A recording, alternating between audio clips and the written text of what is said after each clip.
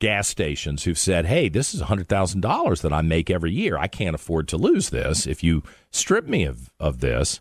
And then I've had other people who've said this is this is like the catnip that gets everybody addicted to even worse gambling problems. And yesterday we had a lady on who said that the calls for Giving Tuesday, wasn't it? Yeah, for Giving Tuesday, who said that the calls to the gambling addiction hotline, it was like 600% increase. I think it was a huge increase. I don't remember exactly what number she quoted, but I about fell out of my chair.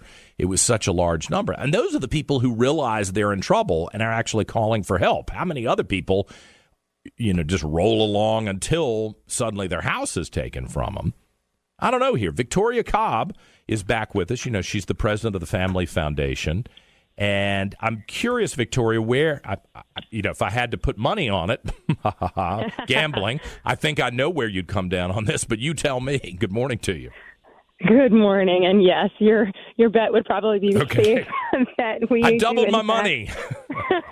We do, in fact, oppose gambling in all forms, and in particular, these neighborhood slot machines. And to what you were saying, this is, in our minds, preying on the vulnerable to make a buck. This is really putting these machines right in front of both those that struggle with addiction, but also kids and other folks that are going to be pulled in. We're very concerned about the age verification issues that come along with. This is not a casino where somebody is carting you at the door and you are, this is not that. This is not you're going to a specific place that, might take some time and some thought. And it's right around the corner from you, and it is everywhere, and it is pulling folks in.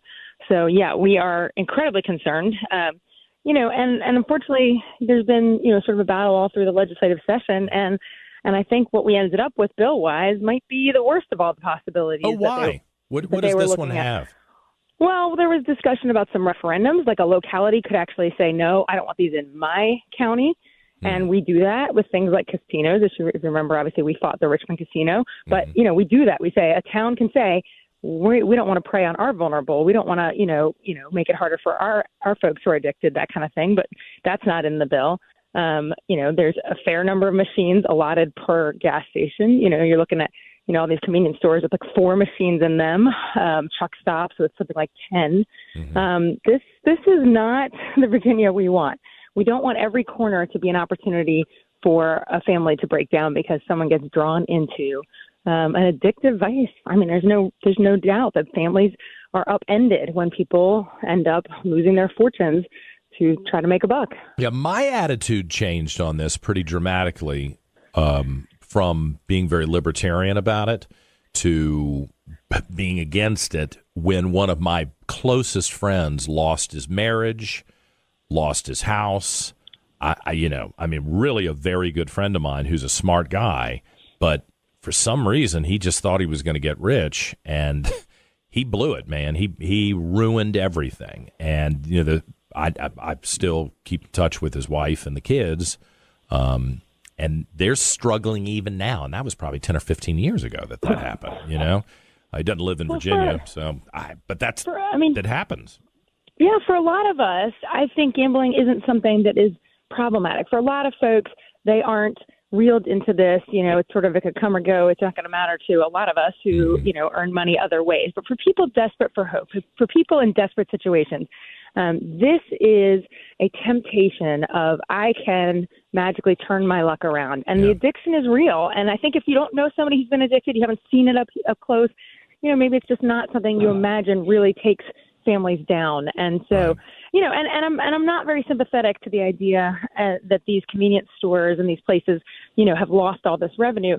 These machines came in without legislation. They came in without really being legitimized. And so, you can bring anything illegal in and then pull it away and then whine that it doesn't make money. But the reality is they weren't here legitimately. And so this idea that we somehow have to give them their money, that's I hear you. A backwards argument. I remember when they arrived, and there were a lot of people like, "Wait, what is this? How did this pop up? Shouldn't this be illegal?" Hey, who just joined us? I thought we might not get him on the phone, but we got him. The former Louisiana Gaming Control Board Chairman, Ronnie Jones, is with us this morning. In addition to Victoria Cobb, the president of the Family Foundation. Ronnie, what's your take on this?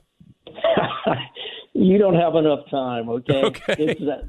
Let me just say up front that the reason that gambling has spread from Nevada and New Jersey across the country is two primary reasons. One, for revenue generation, which I think is bad public policy, but secondly, for economic development.